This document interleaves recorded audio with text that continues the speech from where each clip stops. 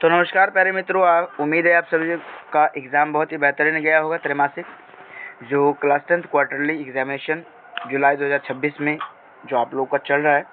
तो आज first shift में आप लोग का बिहार बोर्ड का हिंदी का मातृभाषा हिंदी आप लोग का चला था। तो आज के सेशन में टोटल इसमें जो जितने ऑब्जेक्टिव है वो सारे हम लोग करने वाले हैं, है ना।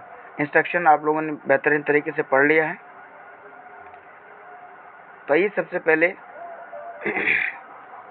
मैं बता दूं, ऊपर की प्रश्न संख्या 1 से 70 तक के प्रत्येक प्रश्न के 4 विकल्प दिए गए हैं, जिसमें एक ही सही है ना। अपने द्वारा चुने गए सही विकल्प को एमआर पत्रक पर नीला या बॉल पॉइंट से चिन्हित करना है और 70 में से किन्हीं 40 प्रश्नों का उत्तर देना है। लेकिन हम आपको इसमें 40 से कहीं ज़्यादा आंसर्स बताने वाले हैं, ठीक है। तो पहला क्वेश्चन कहता है कि निम्नलिखित में से कौन अंतस्थ व्यंजन है। तो इसमें राइट आंसर बी होगा। वीडियो बड़ा नहीं हो जाए इसलिए मैं स्पीड में फास्ट में बोलते जाऊँगा। दूसरा कहता है कि नाद की दृष्टि से जिन व्यंजन वर्णों के उच्चारण में स्वर तंत्रियां झंकृत होती है उसे क्या कहा जाता है। उसे घोष कहा जाता है ना। उसे क्या कहा जाता है, तो उसे घोष कहा जाता है। जिनकी उत्पत्ति किसी दूसरे स्वरों से नहीं होते उन्हें क्या कहा जाता है। तो उनकी बात करें तो ये उन्हें हर्ष स्वर कहा जाता है।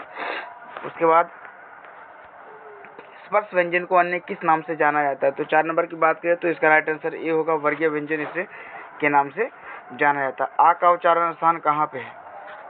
आ का उच्चारण स्थान, तो राइट आंसर जो हमारा होने वाला है वो कंठ की तरफ जा रहा है। राइट आंसर डी इसका हो जाएगा। उसके बाद बात करें अगला, जब एक ही ध्वनि का द्वित्व हो जाए तब वह कौन सी ध्वनि कहलाती है। तो 6 नंबर का सही उत्तर हम लोग बी के साथ जाने वाले, बी राइट आंसर होगा इसका। निम्नलिखित में से कौन शुद्ध शब्द है। 7 की बात कर रही है तो 7 में कौतूहल जो है शुद्ध शब्द है। कौतूहल क्या है, शुद्ध शब्द है। निम्नलिखित में से कौन अशुद्ध शब्द है। अशुद्ध की बात करें तो इसमें द्रवीभूत इसका सही उत्तर हो जाएगा। नीरव पदों की संधि की बात करें तो इसका राइट आंसर हो जाएगा बी। अगला है,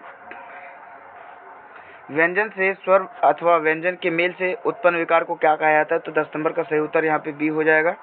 राइट आंसर बी, व्यंजन संधि हो जाता है। नेक्स्ट बात करें विराम का शाब्दिक अर्थ क्या होता है। तो 11 नंबर की बात करें तो इसका ठहराव हो जाएगा। निम्नलिखित में से कौन विस्मयादिबोधक चिन्ह है, बताइए। यहाँ पे विस्मयादिबोधक का चिन्ह पूछ रहा है तो यहाँ पे राइट आंसर डी हो जाएगा।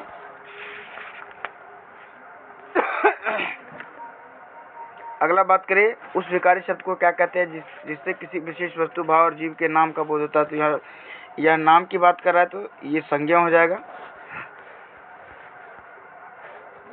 निम्नलिखित में से कौन स्त्रीलिंग शब्द है। स्त्रीलिंग शब्द की बात हो रही है तो 14 नंबर का सही उत्तर यहाँ पे शीशा हो जाएगा। मनुष्य की सार्थक व्यक्तिवाणी को क्या कहते हैं। 15 नंबर का सही उत्तर भाषा हो जाएगा, बी हो जाएगा इसका सही उत्तर। अगला, निम्न से कौन शब्द वृद्धि स्वर संधि का उदाहरण है। 16 नंबर का सही उत्तर यहाँ पे क्या होगा, तो इसका परमौषध, हाँ परमौषध हो जाएगा। मंडल किस संज्ञा का उदाहरण है। तो ये मंडल जो है, मंडल समूहवाचक संज्ञा का एक एग्जाम्पल है। घनश्याम किस समास का उदाहरण है। तो घनश्याम की बात करते हैं कर्मधारय समास का एक उदाहरण है। व्यमुक्त का समास विग्रह क्या है। 19 नंबर का सही उत्तर यहाँ पे बी हो जाएगा। राइट आंसर बी हो जाएगा यहाँ पे 19 नंबर का। क्वेश्चन नंबर बी के साथ जाए तो निम्न से कौन सर्वनाम नहीं है। बात करें यहाँ पे राधा सर्वनाम नहीं है, ये नाउन है।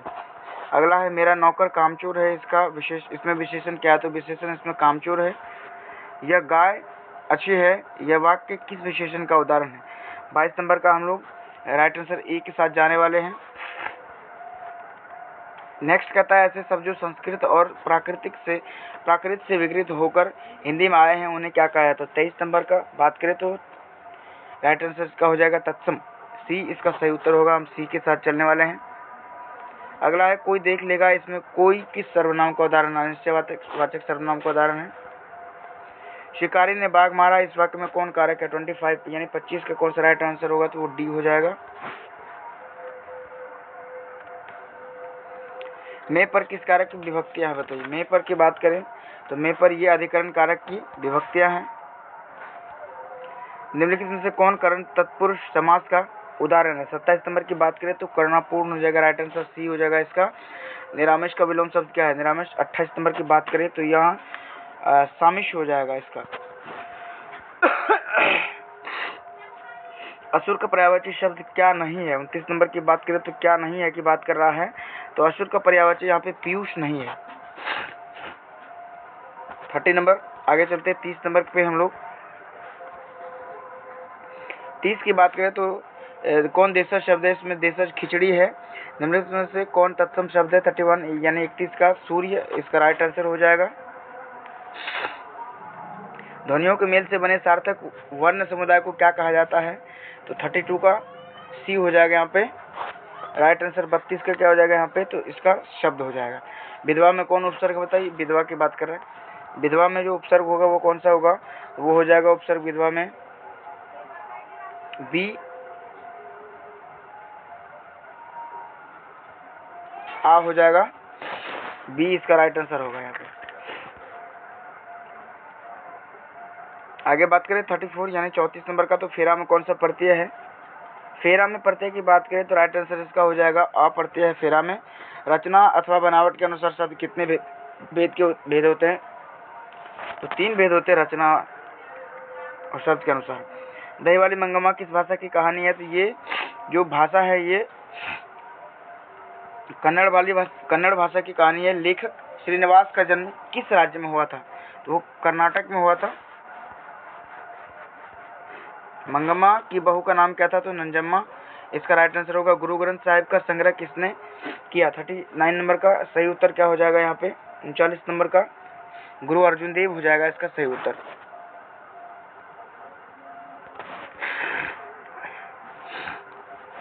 निम्नलिखित में से कौन कवि रसखान की रचना है, बताइए। 40 नंबर का सही उत्तर यहाँ पे प्रेम वाटिका हो जाएगा। दही वाली मंगम्मा शीर्षक पाठ की विद्या क्या है, तो ये एक क्या है। दही वाली मंगम्मा शीर्षक पाठ एक कहानी का प्रारूप है। अगला बात करें निम्नलिखित में से कौन कवि दिल्ली के पठान राजवंश में उत्पन्न हुए थे, तो 42 का जो सही उत्तर होगा वो रसखान की बात कर रहे हैं। राइट आंसर बी हो जाएगा। निशंक शब्द का अर्थ क्या होता है, तो निशंक 43 का हम लोग राइट आंसर शंका मुक्त की तरफ चलेंगे। अति डैश स्नेह को मार्ग है, यहाँ पे खाली स्थान को भरना है, तो अति सूधो हो जाएगा यहाँ पे, सूधो स्नेह को मार्ग है। गुरु नानक हिंदी के किस भक्ति धारा के कवि थे। 45 नंबर का, तो ये निर्गुण भक्ति धारा के कवि थे। शिखा शब्द का क्या अर्थ है, 46 का क्या हो जाएगा राइट आंसर, तो यहाँ पे शिखा शब्द की बात करें, शिखा शब्द का अर्थ स्पर्श जनेऊ चोटी हो जाएगा इसका सही उत्तर यहाँ पे। रसखान किनके भक्त थे, तो 47 रसखान भगवान श्री कृष्ण के भक्त थे, है ना। तो इसमें टोटल 40 आंसर्स देने थे, 40 आंसर देने थे। उम्मीद है आप लोगों का राइट आंसर 40 का 40 गया होगा, है ना। कितना गया आंसर सही आप कमेंट सेक्शन में हमें ज़रूर बताइएगा। और मैं आशा करता हूँ कि अगला जो एग्ज़ाम आप लोग का होने वाला है यानी कल, वो आप लोग का बहुत ही बेहतरीन जाएगा। मिलते हैं हम लोग अगली वीडियो में।